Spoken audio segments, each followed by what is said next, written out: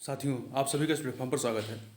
इस वीडियो में हम लोग जो 3 नए आपराधिक कानून लागू किए गए हैं 1 जुलाई 2024 से, जो पुराने ब्रिटिश कालीन या औपनिवेशिक काल के जो 3 कानून थे उनको बदल करके इन्हीं 3 कानूनों के बारे में हम लोग यहाँ पे संक्षेप में बात करेंगे और देखेंगे कि इसमें मुख्य बदलाव क्या हुए हैं। तो संक्षेप में जाएंगे, बहुत विस्तार में अभी हम लोग नहीं जाएंगे, जिससे कि यदि आपसे परीक्षा में इस प्रकार के प्रश्न आगे चल के पूछे जाएं तो आप उनको आसानी से हल कर सकें। तो चलिए प्रारंभ करते हैं। देखिए, 1 जुलाई से देश में 3 नए आपराधिक कानून लागू हो गए। अब ये 3 नए कानून क्या कौन से हैं, इनके नाम आपको पता होना चाहिए और किनके स्थान पर ये आए हैं ये भी पता होना चाहिए। पहला है भारतीय न्याय संहिता 2023। इसने अंग्रेजों के जमाने के कानून भारतीय दंड संहिता आईपीसी 1860 की जगह ली है। दूसरा है भारतीय नागरिक सुरक्षा संहिता 2023। इसने पुराने कानून दंड प्रक्रिया संहिता या जिसे हम लोग सीआरपीसी कहते हैं, सीआरपीसी 1973 की जगह ली है। तीसरा है भारतीय साक्ष्य अधिनियम 2023 ने ब्रिटिश शासन काल 1872 के भारतीय साक्ष्य अधिनियम की जगह ली है। ठीक है, तो ये महत्वपूर्ण है तीनों नए कानून कौन से और किन पुराने कानूनों के स्थान पर ये आए हैं। अब एक एक करके बात करते हैं। पहले बात करते हैं भारतीय न्याय संहिता 2023 के बारे में। पहले क्या था? भारतीय दंड संहिता आईपीसी 1860 था। ठीक है, इसकी जगह पे आपका भारतीय न्याय संहिता 2023 आया है। जो आईपीसी था, भारतीय दंड संहिता 1860, उसमें 511 धाराएं थी। कितनी थी? 511। अब जो नया आया है भारतीय न्याय संहिता, इसमें 358 धाराएं हैं, कम है, 358 है। और इसके तहत जो है नए परिभाषित किए गए जो अपराध हैं, 20 नए अपराधों को परिभाषित किया गया है और 33 अपराधों में सजा को बढ़ाया गया है। आगे देखें, अगला है भारतीय नागरिक सुरक्षा संहिता 2023। इसने जो है दंड प्रक्रिया संहिता सीआरपीसी 1873 का जो कानून था, 1873 का 1973 का जो कानून था, उसकी जगह पे ये आया है। ठीक है, आपका भारतीय नागरिक सुरक्षा संहिता 2023 सीआरपीसी की जगह पे इसको लाया गया है। जो सीआरपीसी था उसमें कुल 484 धाराएं थी। कितनी थी? 484 धाराएं थी। अब वर्तमान जो भारतीय नागरिक सुरक्षा संहिता है, इसमें कुल कितनी धाराएं हैं? इसमें 531 धाराएं हैं। कुल 177 धाराओं को संशोधित किया गया है, 9 नई धाराएं जोड़ी गई हैं और पुरानी 14 धाराओं को निरस्त किया गया है। आगे बढ़ते हैं। जो तीसरा है भारतीय साक्ष्य अधिनियम 2023। इसने भारतीय साक्ष्य अधिनियम 1872 को जो है रिप्लेस किया है। जो पुराना कानून था भारतीय साक्ष्य अधिनियम 1872, देखिए दोनों में नाम सेम है, भारतीय साक्ष्य अधिनियम, पहले भारतीय साक्ष्य अधिनियम था। ठीक है, ये 2023 है, वो 1872 था। तो जो पुराना जो अधिनियम था उसमें 167 धाराएं थी। जो नया वाला अधिनियम है भारतीय साक्ष्य अधिनियम 2023, इसमें धाराओं की संख्या बढ़ गई, 170 हो गए हैं। कुल 24 धाराओं को संशोधित किया गया है, 2 नई धाराएं जोड़ी गई हैं और 6 धाराएं निरस्त की गई हैं। अब जो कुछ प्रमुख जो प्रचलित धाराएं हैं जिनके बारे में आप लगातार सुनते रहते हैं, उन धाराओं में क्या परिवर्तन है वो उसको भी देख लेते हैं। जैसे पहले हत्या का जो जुर्म होता है, इसके लिए जो आईपीसी की धारा थी, इंडियन पेनल कोड की जो धारा थी, कितनी थी? 302। हत्या का मामला 302 के तहत आता था। अब भारतीय न्याय संहिता के तहत इसे धारा 101 कर दिया गया है। हत्या का प्रयास पहले 307 होता था, धारा 307, अब ये धारा 109 हो गया है। बलात्कार या दुष्कर्म पहले जो है धारा 376 के तहत था, अब धारा 63 के तहत आ गया है। ठगी पहले धारा 420, कोई भी ठग इंसान उसे 420 के नाम से पुकारते थे, तो ये धारा 420 थी। ठीक है, अब वर्तमान में ये कितना हो गया है? ये 318। ठगी का मामला धारा 318 के तहत आएगा। गैर कानूनी जमावड़ा पहले धारा 144 लगाया जाता था ना।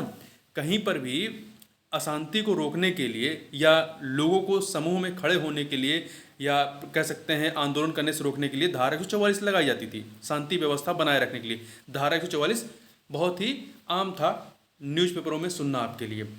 तो इसके जगह पे जो भारतीय न्याय संहिता जो नया आया है, इसमें क्या किया गया है?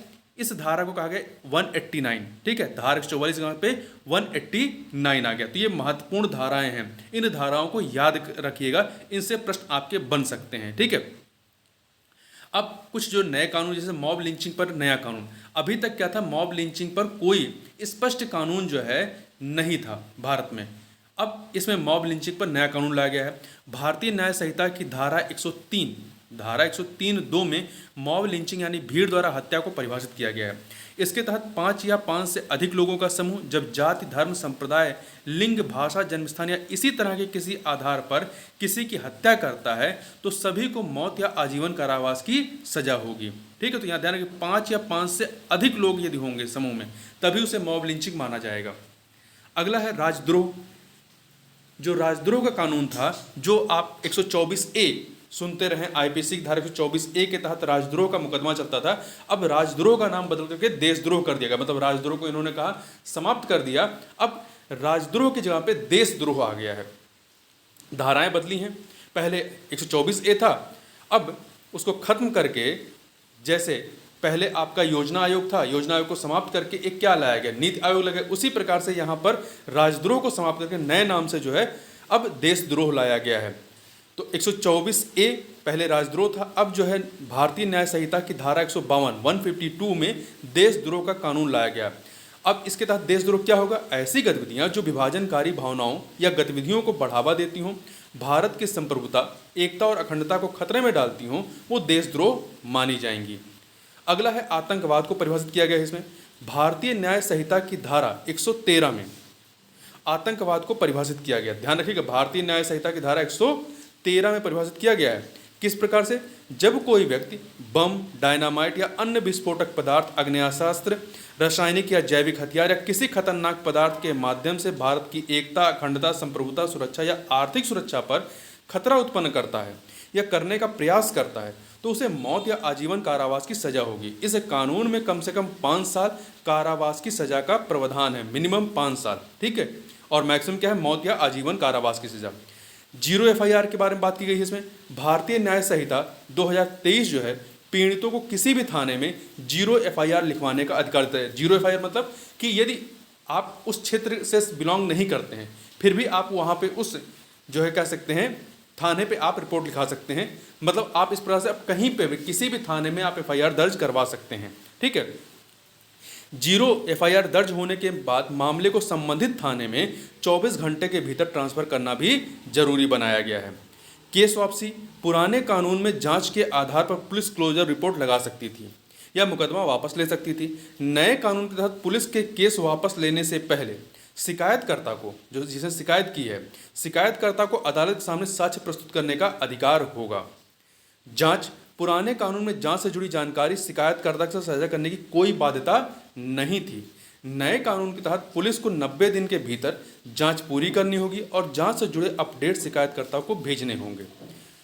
हिरासत में लेना, नए कानून के तहत पुलिस किसी भी व्यक्ति को 24 घंटे के लिए बिना कारण बताए हिरासत में ले सकती है जो किसी आदेश की अवहेलना या अनादर कर रहा है।